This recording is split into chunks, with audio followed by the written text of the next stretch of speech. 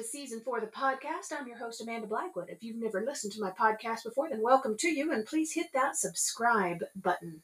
It's hugely beneficial to us podcasters. As many of you know, I wrote my autobiography as a survivor of human trafficking called Custom Justice. But if you didn't know, you do now. Keeping in line with that, this entire season has been focused on interviewing other people who did or plan to write about their own experiences as trauma survivors and how they overcame their past. As much as we all hate commercials, they are a necessary evil these days. That's what keeps the show on the air. You can also show support by purchasing one of my mini books, or donating through PayPal, or leaving a review on whatever platform you listen to this podcast on. You can find the links for the books or donation options in the podcast description, of course, as well as the links to the guest. As always, a portion of the proceeds from this podcast do go to local organizations that help fight human trafficking. Hey folks, welcome back to the show. As always, I'm your host, Amanda Blackwood. I have an incredible guest with me today who is literally inspiring millions of people around the world. She is amazing. I'm going to have her share her story with you. Holly Franc, welcome to the show. Thank you so much for having me, Amanda. When you first reached out to me and said that you wanted to be on my podcast, oh my gosh, I was so excited because you have this incredible story that literally is inspiring people. Let's start at the very beginning. And the very beginning of you starts where? Where are you originally from? I am originally from a small town, Drayton Valley, in Alberta, Canada. And now I live in a small town just kind of outside of Edmonton, Alberta. And yeah, I've been here kind of ever since, living life. Nice. Doing my thing. I love small towns. There's something so special about them. And you are, of course, a mom, which is super exciting and a wonderful time for anybody. But you had some medical stuff come up after your daughter was born. I did, and it was very unexpected, not planned. I was completely healthy, and then very suddenly, my life changed forever. So if you want, what I can do is just kind of walk you through what happened. Yes, please. And if you wouldn't mind, when you get to the part about what your diagnosis was, if you can tell us what that means, because a lot of people wouldn't know unless they were told. Absolutely.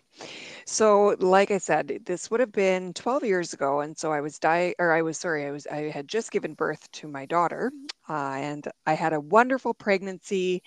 Was very excited about being a new mom, and was just really looking forward to my future. And we had all these plans. We were going to go shopping with my friends and put my daughter in her stroller. We were going to go for walks. We were going to have play dates. We just had everything all planned out in my mind. And I had a pretty successful birth. She was having a little bit of struggle coming out, and so I had a C-section, but otherwise she was completely healthy, and I was doing well. And we went home, and we were recovering at home, and we were doing well. And I was adjusting to the late nights and the middle of the night feedings and stuff like that. So it was an adjustment for sure, and life was busy, but I was loving it, and I was just so happy. It was probably the happiest I'd ever felt in my life. And I had wanted to be a mom since I was like 3 years old, so it felt like everything was finally coming together. But then very suddenly my life changed, and it felt like it was in the blink of an eye. It happened very, very quickly, and it started with an odd tingle in my finger. And so I remember at the time thinking I must have burnt myself on something, but brushed it off because I couldn't remember burning myself on the stove or anything. But then a couple of hours later, I had this odd pain in my neck. And I at first thought, I slept funny, or maybe I pinched a nerve or something. Like, it was very sudden and very, very severe. Tried to ignore it, but then within a couple of hours after that, I was having a hard time kind of walking around, and I was feeling extra tired and extra drained, almost like, when you're getting the flu and you're kind of feeling achy and tired. So at first I thought I must be getting the flu, but at the same time I had this severe pain in my neck. And I remember walking up the stairs that night and trying to lift my legs, and it just felt abnormally hard. And then I was like, you know what? I just had a C-section. I just had a baby. I'm just recovering. I'll be fine. I just need a really good night's sleep. So I just ignored it. But unfortunately, the pain just progressed and it was so severe that I was in tears. I ended up going to a Medi Center. Um, at the Medi Center, the doctor told me, yeah, I think you actually do have a pinched nerve. And he sent me home. So Hmm. I went back home, and by this time, I mean, I'm taking pain medication, nothing is helping. The weakness in my legs is getting worse. The pain in my neck is getting worse. I'm not getting any better. So I put my daughter to bed and I basically sat on the floor and I was doing all these stretches, thinking, I just have a really, really severe pinched nerve and I just need to stretch it out. So I was doing that for several hours in tears, just almost unbearable pain. And in the middle of the night, about 3 in the morning, my daughter Casey woke up because she had to nurse. And I stood from the floor and my legs completely gave out on me. And I basically could no longer stand anymore. So it was at that point that I knew that it was either a very severe pinched nerve or it was something else. And I had my ex-husband drop me off at the hospital. My daughter obviously was a newborn. I didn't want her to come to the hospital. So I just had him drop me off, told him, just pick me up in a couple of hours. I'm sure I just need to see a doctor, get some medication, and then I'll be able to come home. But unfortunately, I had no idea that that was actually the last time that I would step outside of a hospital for many, many months. Wow. Yes, it came on very, very suddenly. So within actually 72 hours of that very first symptom of that tingle to eventually going into the hospital, seeing a doctor, showing them what was going on. I was very fortunate that the doctor that I seen, he was very honest and he said, I don't know what's wrong with you. I don't know what's happening. Something is wrong. Something's happening very quickly. I'm going to get a doctor to come see you. And a neurologist came down and he recognized what it was. And that's when I was diagnosed with Guillain-Barre syndrome. So what GBS is, and it's something that majority of people have never heard of. I myself had never heard of it. When he said it, I couldn't even pronounce it at the time for many, many months. And basically what it is it's an autoimmune disorder. So it's very similar to multiple sclerosis.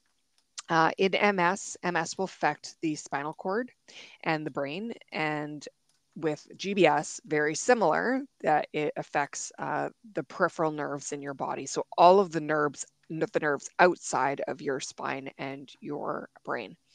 And so what it basically GBS is it's an attack from your immune system onto your own body, so on my peripheral nerves. So whatever kind of trigger that typically it's a trigger that will happen 2 to 4 weeks prior to GBS coming on, as it'll trigger your autoimmune response and your autoimmune will say, we see some sort of trigger, we need to fight, and then the problem lies within our own bodies and it begins to attack our own bodies, and so it attacks the peripheral nerves, causing weakness, potentially paralysis. I had a very, very severe case, and like I said, within 72 hours of that first symptom, I was completely paralyzed from the neck down, rushed to ICU, put on a ventilator, basically could no longer breathe on my own, and was in ICU on my deathbed. Oh my word. Absolutely terrifying. Here you are, a brand new mom, and now you're getting told that you've got this thing that you can't pronounce. Yeah. GBS, we're just going to call it because that's much easier. Yeah. Um, Very. you're this had to absolutely be terrifying to the rest of your family. It was, and I mean, especially because they'd never heard of it either, and turns out it's a lot more common than you realize. It affects about 2 out of every 100,000 people. So I mean, very rare, but at the same time, still affects a large number of people in every city every year. And it was just so traumatic, and it was so sudden. And like you said, I was healthy 1 minute and then in the hospital fighting for my life, and I was dealing with all these different health issues. So I mean, my blood pressure was extremely high, very dangerously high, my heart rate, and there were times that they weren't sure that I would survive. So it was very, very traumatic for us. And then for me, I was fully coherent, fully aware, even though I was completely paralyzed. I couldn't move my body at all. I couldn't communicate because it was a ventilator basically shoved down my throat. But I was still awake and I still knew what was happening and I was fully aware of my situation. And so I knew that, I went from being a brand new mom and being excited about my life to suddenly having no idea if I was even going to make it another hour or another day.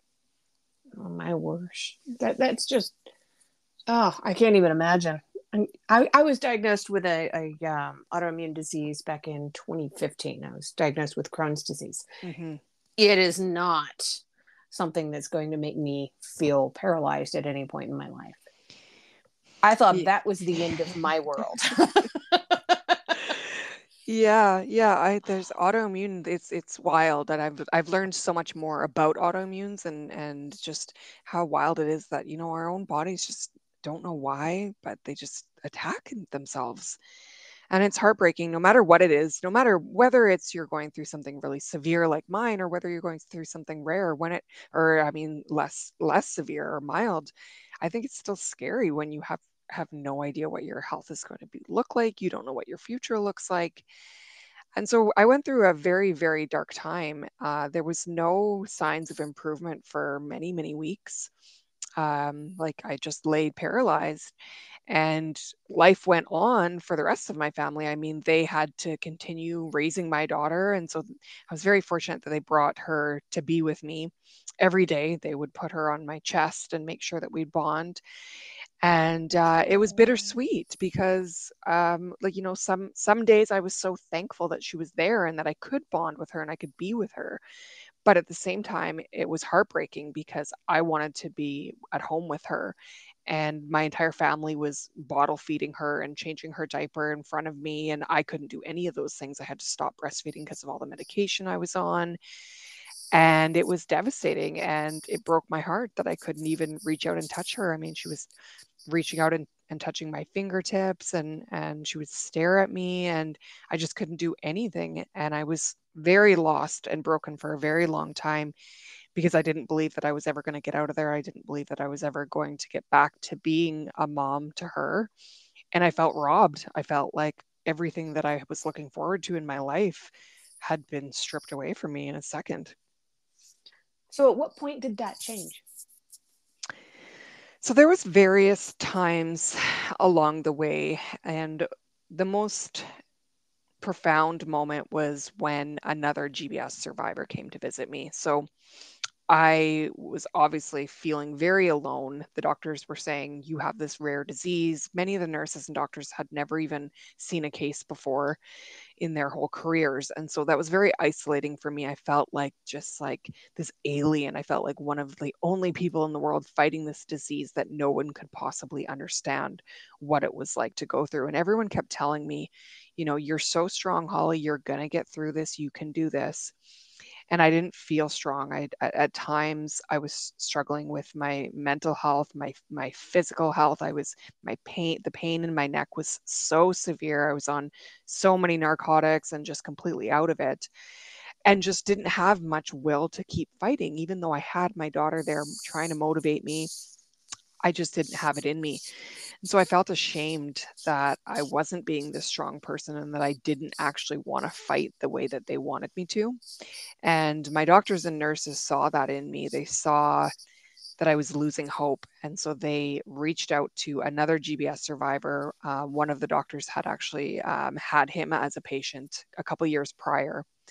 And crazy enough, not only was he in the same hospital I was, he was actually in the same room and had spent many months there. Oh, And he had actually recovered completely. So they called him and he came to my hospital room and he walked in and he came with his family. He had young daughters and he said, I've been where you have and I recovered and you can too. And I think that was the first moment that I actually believed that, what, there's someone else out there that went through what I have. And if he can do it, then just maybe I can too. And that's really what kind of pushed me forward to believing it and just trying again. yeah. I had that moment. I went to an anti-tracking conference where I saw other survivors on stage talking about having fully recovered from their past and moving on to have Mhm. healthy and uh, worthwhile relationships. And I was struggling with that.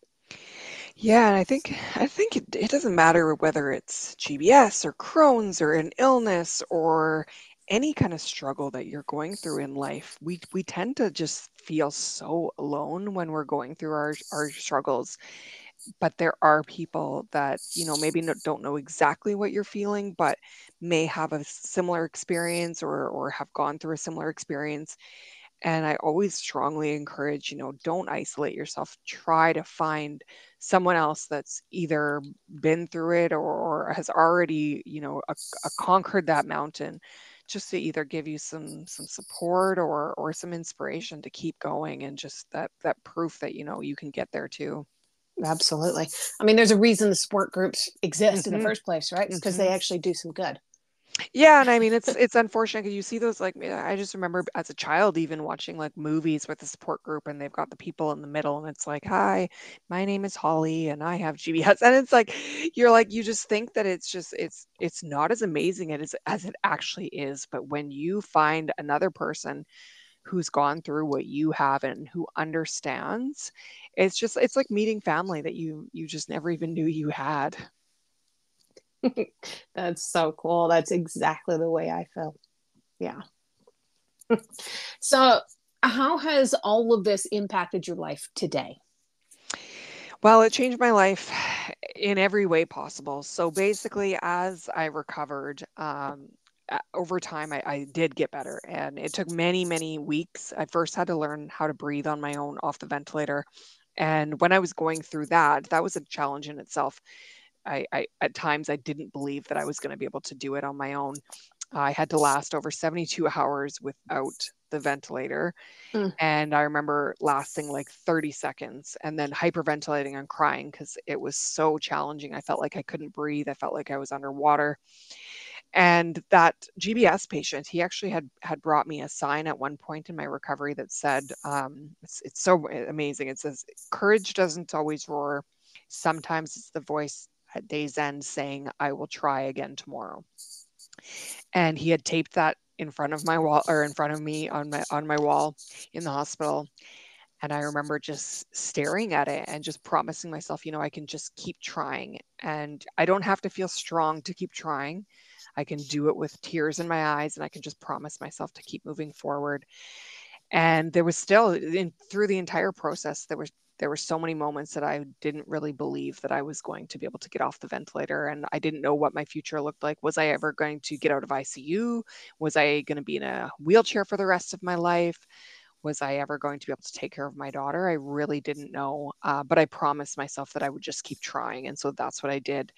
And once I got off the ventilator, then obviously I was moved out of ICU. I started physiotherapy and basically had to learn how to do everything again. So I had to re-strengthen my body, how to hold cutlery, and how to feed myself. I eventually was strong enough to, hold my daughter in my arms, and how to hold her bottle and feed her, take care of myself, and how to brush my teeth and brush my hair, strengthen my legs, so that I could start to stand. And then worked very hard in physiotherapy and had to learn how to walk again, first with a cane, or first with a walker, then a cane, and then eventually on my own. So every step of the way, there were so many times that I didn't know if I was going to be able to get through this, but I just kept promising myself that I would try again because of that sign. And so that has changed my life in such a profound way, because I've now go after anything I want, because I say, you know what?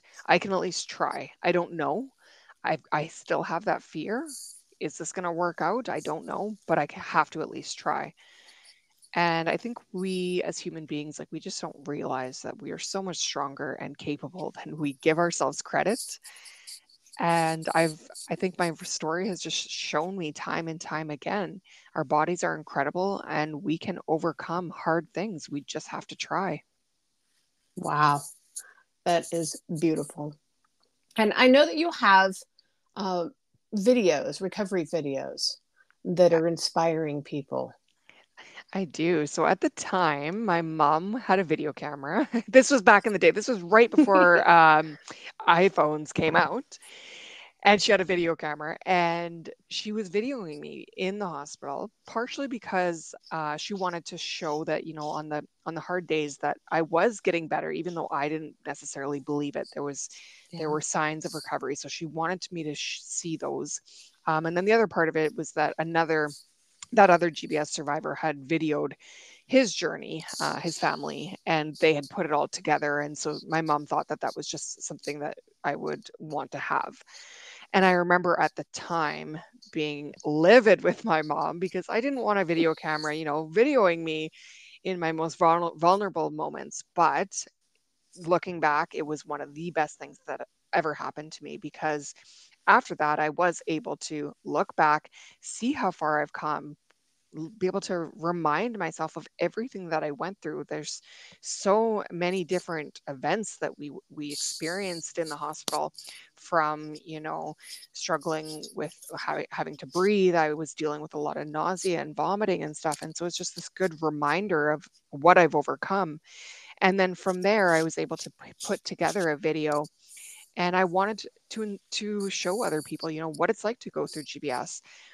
After I had recovered from Guillain-Barre and was telling people about it, I'm better now and I'm healthy again and I'm living my life with my daughter and life is good.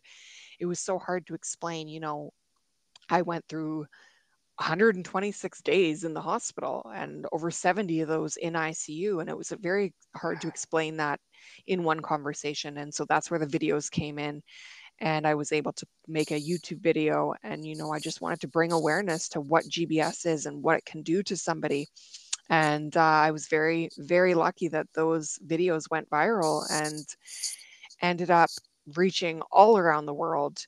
And through those videos, I've been able to meet hundreds of thousands of other GBS survivors that I didn't even know existed out there, that, have just thanked me for sharing my story and for bringing awareness and for helping them. Sometimes they've had, it's family members who somebody's been diagnosed with GBS, and they're in that state of fear, not knowing if their family members will survive. So I've been able to give them hope, and I've been able to educate doctors. And so it's crazy to think, but after everything that I went through, I truly believe that everything happened for a reason, and it brought me exactly where I was meant to be in my life. You're literally saving lives. Yeah. And educating so many doctors. I've had the privilege of now obviously writing my book and getting that out into the world. And there's still so much that doctors and nurses don't quite understand about GBS or what it's like to care for somebody going through it. I mean, I dealt with severe nerve pain, which is like your body being on fire, as if you like fell off a roof. And doctors and nurses didn't understand that. And so through my book, I've been able to really articulate what it was like to be in ICU for that long, and what it was like to be a patient in the hospital, and just all the experiences that I went through. And I think it's been really eye-opening for many medical professionals to understand. And, it's a lot of times that's so helpful to other people too. They can actually take your words into a doctor and say, look, this is what I'm feeling Exactly. through, you know. Yes, exactly. And if people wanted to grab a copy of your book, I know you've got a website. Is it available on your website? The website will bring you to kind of a whole bunch of different places, whether that be Amazon or Barnes and Nobles or Chapters or Indigo, that sort of thing. Obviously, the Amazon is the easiest way to get it. So it is out on ebook and on paperback, and the audiobook is coming out probably within about a month or so. Oh, that's exciting. Yeah. So your website is www.hollyaftergbs.com, so people can find all the different links on where they can grab it. And I'm going to make sure I put that in the show notes too, as well as your Facebook, your Instagram, your YouTube, and your TikTok.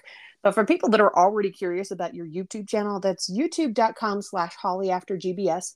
I would highly suggest people go there and check it out. Such inspirational footage there, just absolutely amazing. You've come so far.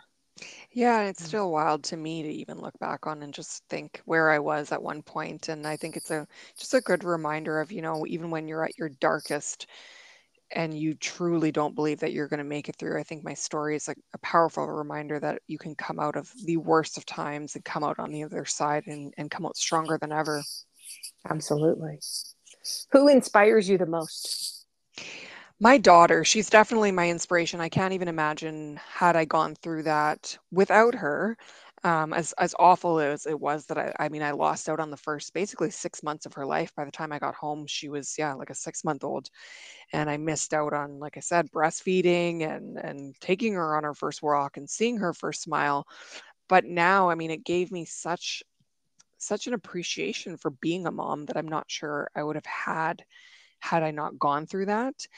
And every time when I was in ICU, every time I would look at her, she was just my motivation to get better. And I don't know if I would have had that if she wasn't there, because it was just, I didn't feel like I had anything to live for other than her. And so she's still to this day, I mean, she's 12 years old now, she's all grown up and she's taller than me, and it's crazy. And it's like, everything just made everything better for us, and it's strengthened our bond. And yeah, she's definitely my inspiration and my motivation to always keep going and always keep fighting. That is amazing. I love that. She's 12 and she's taller than you. She, That's hilarious. it's wild. I know. Is her dad really tall? He is, yes. Yeah. Yeah, we knew that when she was born. When she was born, they were like, she is very, very long baby. Now, would you consider yourself to be an introvert or an extrovert? And do you feel like that has changed? In some ways, yeah. So I've always been an introvert. When after I went through this, I felt like it kind of gave me purpose in my life. So prior to that, I mean, I worked in human resources, and I still do to this day. But I didn't really, have this passion for life. I really didn't know kind of what I loved doing. And after going through this experience, it became very clear to me that this was my passion, that I wanted to bring awareness to GBS. I wanted to inspire others with my story and help them through their own struggles. So I started basically volunteering, and then later joined the GBS Foundation here in Canada as a board member. And it's become just my life mission to just help educate others about GBS and help others. I go to the hospitals and visit other patients the way that that patient did for me. And I've connected with people all over the world and just given them advice and answered questions and just helped them through their own journey. So it has kind of changed me into an extrovert in that way, that, I love sharing my story and I love talking with other people about it. And I definitely see it as such a positive in my life. Well, that's cool. That's very cool. How do you celebrate your wins in life? With my family, I also really celebrate through the gym. So after I went through everything, I really discovered, our bodies are incredible. To go from completely paralyzed to back to being able to do everything that I did before, I saw how amazing my body was. So I started to get into exercise, and I got into the best shape of my life. And that's one thing that has really made such a difference in my life, both physically and mentally. And so it's something that I share and talk about all the time, that it's a great way to, lift your spirits up, to get those endorphins, and to just celebrate your body, because there's so many people out there, like me, that were paralyzed at one point, couldn't move their body, and they would if they could. Yeah. Yeah. I used to have a sign on my mirror that said, I used to have a sign on my mirror that said, I, I hate running, but I do it for those who can't. Yeah, I love that. Yeah. Absolutely. Yeah. I met so many people in the rehab hospital that I was at that had spinal cord injuries. And that's been a huge motivator to me to, exercise because I can. Do you happen to have a copy of your book handy? Would you be open to doing a quick reading for us? All right. So I'm going to read the very beginning of my book. It's just when I had woken up on life support in ICU. So I will start. So I woke up on life support with a plastic tube down my throat. I was coherent enough to know where I was, but sedated enough that I thought I was in a dream. Then horrible pain in my neck resurfaced, and the flashbacks of the last few days brought me back to my reality. I gasped for air once, then twice, unable to take in a full breath. A machine beside me beeped in a sing-song tone. A slight pressure of air in my chest forced its way through my lungs. The breath gave me a sense of relief, but why was it 100 degrees in my room? My skin burned in an intense, tingling, half-asleep, pins and needles sort of way. I gasped for air again, and more beeps followed. The room was dim, the lights above me were off, but the morning sunshine peeked through the blinds of the frost-covered window to my right.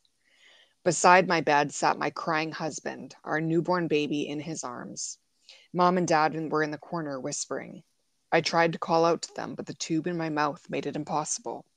No one realized I was awake. Barely able to catch my breath, I gasped again, wondering if it were the last breath I'd take. I can't breathe. My heart raced, and I struggled for air. I'm dying, but no one noticed me. I wanted to scream. Another gasp, more beeping from the machine. My husband stood from his seat. My mother rushed to the head of my bed. The machine beeped again, and more air was forced through my chest. Mom, I tried to say. She leaned in close to my face. I didn't make a sound, but I could move my lips, even with the tube coming out of my mouth. Holly, you're going to be okay, she whispered, her eyes wide with worry. My gaze moved to my husband. His cheeks were soaked with tears, his green eyes bloodshot. Our baby girl stared at me, innocently unaware of the situation. My dad stayed silent. His eyes were puffy and red. How can this be happening? I'm a good person. I don't deserve this. I shook my head in disbelief that I was dying so soon after the birth of my child. Tears trickled down my face. Mom, I mouthed again. She leaned in closer. Just let me go, I tried to say. My mother's eyes widened. No, you're going to get better, she insisted. James took my hand in his. The doctor said you're going to get through this, Holly. His voice cracked through tears. I shook my head. I was in the ICU on life support, unable to breathe, barely able to move my own body. They were lying to me. I'm not getting out of this. They need to let me go, and we need to say goodbye. I was terrified, but ready. Mom, I calmly mouthed again, closing my eyes. Just let me go. I'm ready to go. In this moment of surrender, I believed it was the end. In reality, my nightmare was just beginning. I had no idea how much worse things would get, but I would soon find out that I was a fighter, and on this journey, I would find my strength. Wow. I think there's so many people that can really can identify with that, thinking that this is your last moment. You're ready. Yeah, just not believing that things can ever get better. Yeah, but it can, and there's always room for hope. Yeah, I encourage people to go out and get this book. This is, I'm sitting here with tears in my eyes, and that doesn't happen very often. That was amazing. It was beautifully written and absolutely devastating. It was, but it's a happy ending. Yes, absolutely. You're still here. That's definitely a happy ending. I am. And you have a 12-year-old daughter. Yes. Oh my gosh.